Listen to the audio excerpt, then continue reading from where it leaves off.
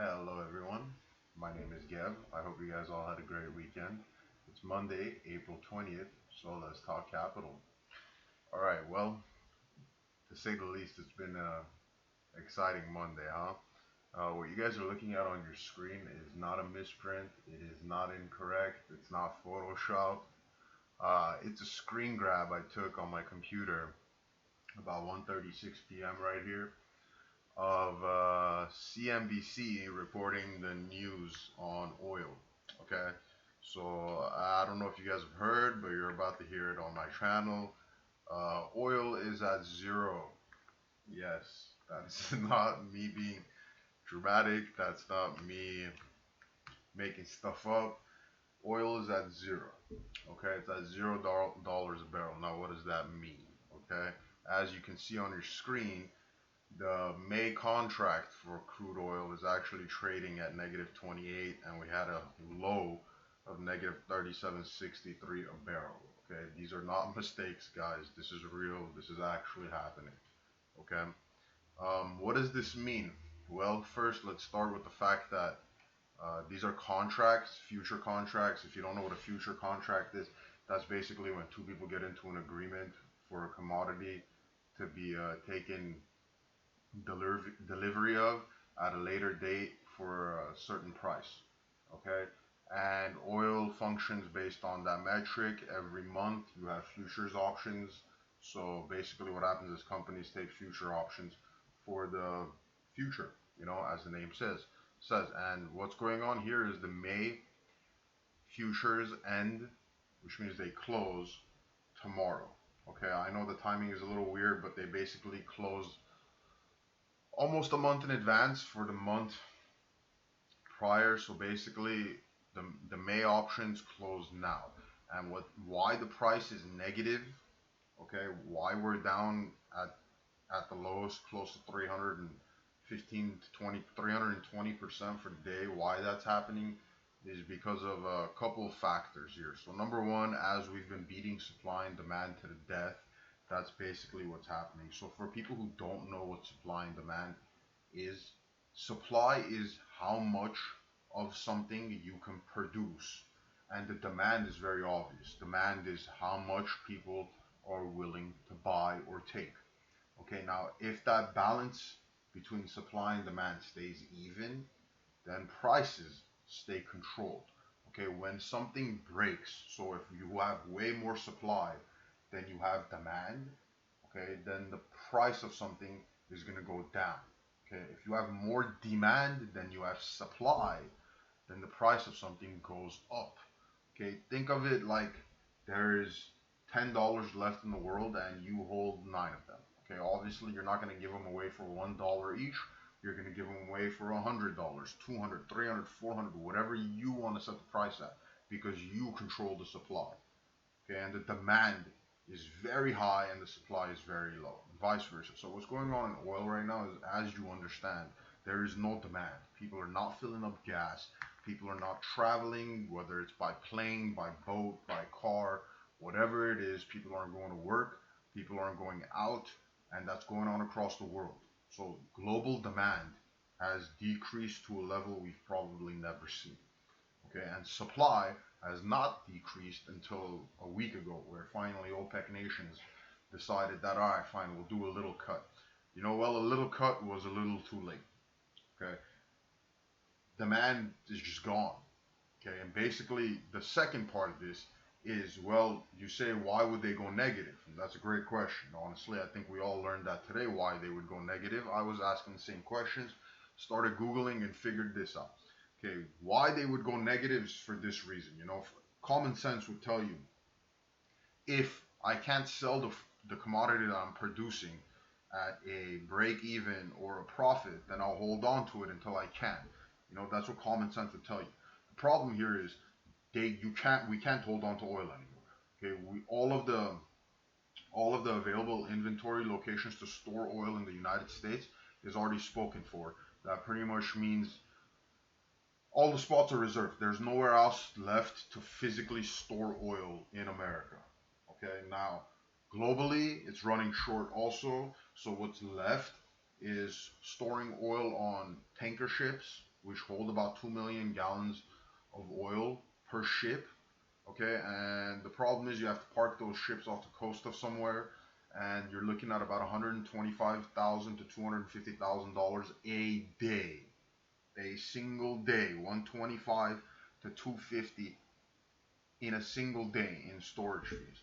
Okay, I mean the money really isn't the problem. The problem is that these ships are running out of space too. There isn't an unlimited amount of tanker ships because they weren't built to store oil. They were built to transport oil. So you're constantly loading, unloading, loading, unloading, loading, unloading, loading, unloading. So there isn't a time period where you have, let's say you got 10 ships and 9 of them are sitting storing oil.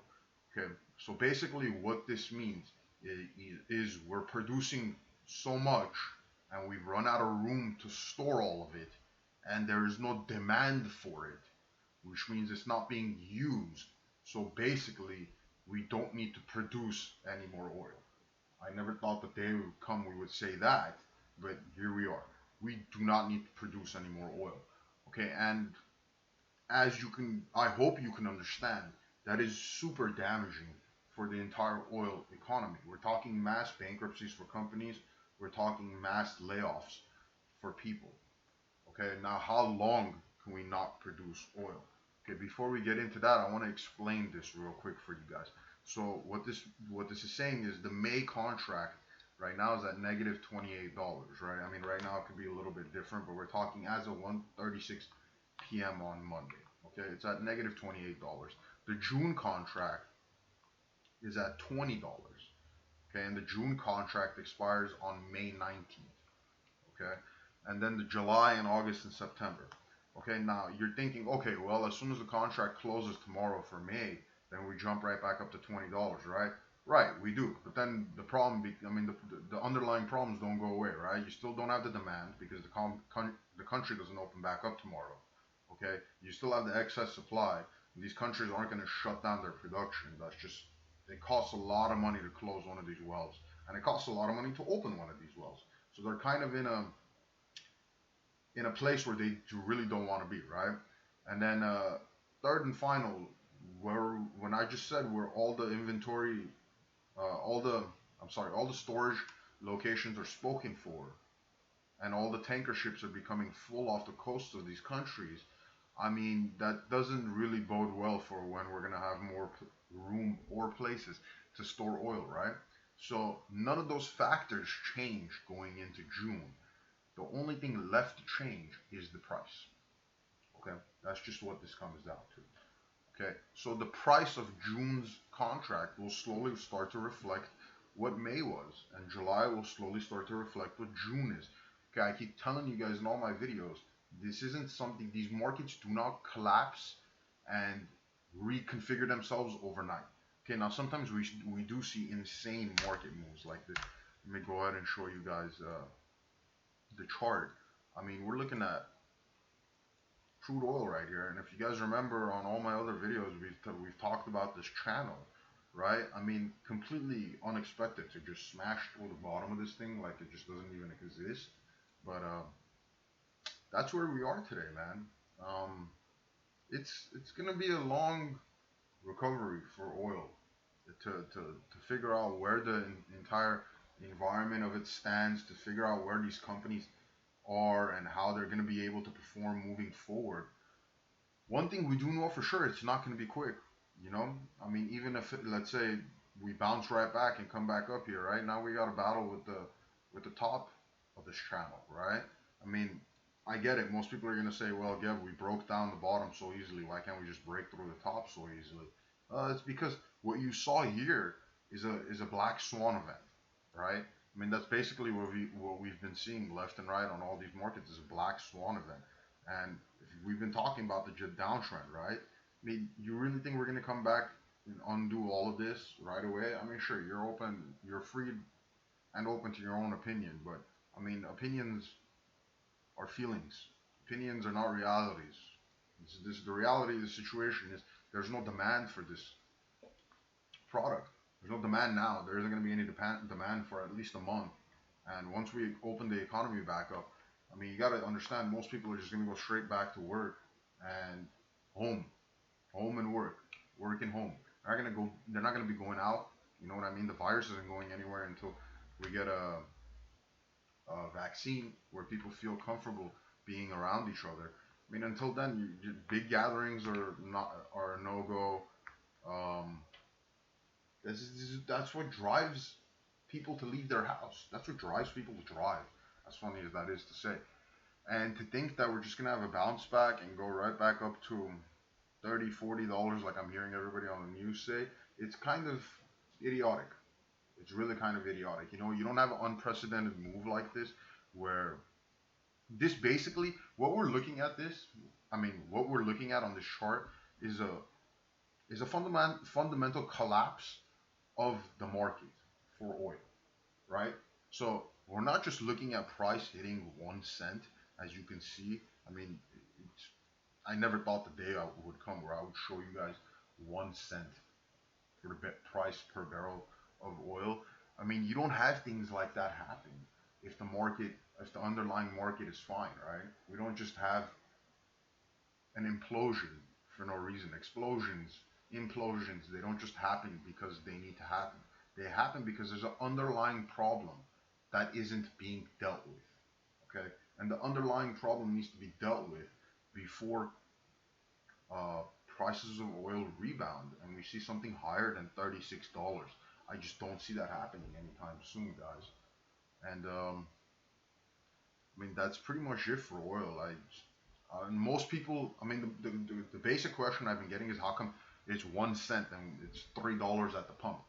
Okay, basically what this comes down to is each state has an X amount of taxes that you have to pay per gallon pumped into your car, and that's basically what deals with the price per gallon that we pay at the pump, right? So in California, we have something between 90 cents to a dollar and like 25 cents, depending on the county that you're in, that is taxed before the price of per gallon of gas is even equated into the tax.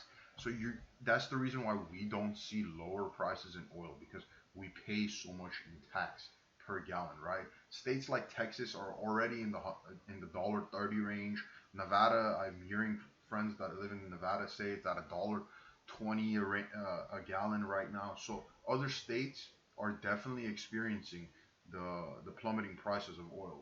California just will not, probably for a long period of time. Like we might see high $2, but that's probably as hot as low as we go in the coming months.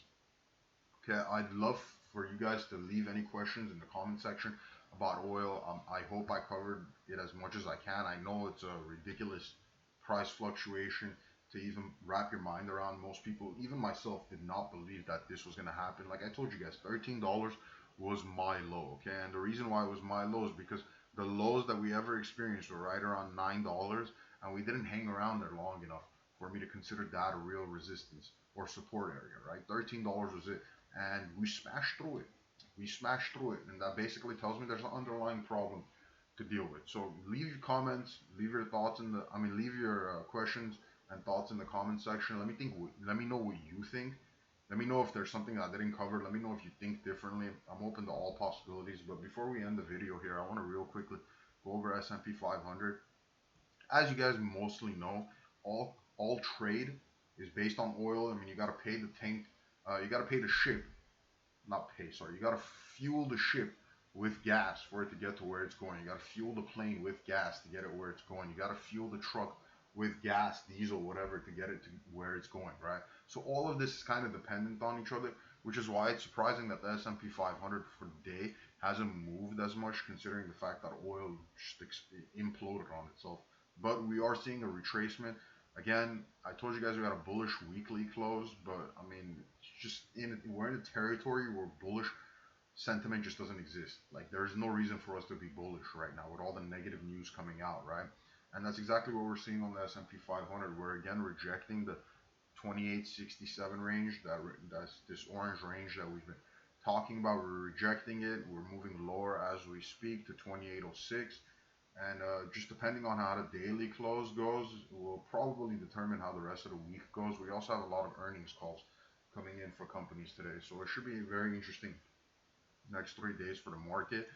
Gold's holding up nicely. We're now trying to get above this downtrend, which currently in a straight line sits at us for 17.15, but we'll see how the next couple hours develop and push up towards this. Currently at 16.95, there is no place for me on gold right now. The only play would be a break of this downtrend where we move higher. Until then, I'm sidelined on this guy. And then last but not least, our favorite, one of them all, Mr. Bitcoin. And Mr. Bitcoin is having a little trouble today. It's not doing that hot. It is sitting at 68.59 with a low of 67.42. And as I've been telling you guys again with the downtrends, everything is in a downtrend, so we only have downtrends. We don't really have support trends to talk about. But the downtrend is being retested along with the 4-hour 200 moving average. We are finally getting a retest of the downtrend. So as of now for Bitcoin, it's about how we play off of this trend. Okay, if we can hold the trend line, okay, then we can expect to move higher. If we do not hold the trend line, then we get a move lower. Okay, as of right now, again, Mondays are very hit and miss days as far as trading goes, and that's basically today is a miss. Outside of if you magically shorted oil down to zero, which if you did that, God bless you, you're a legend.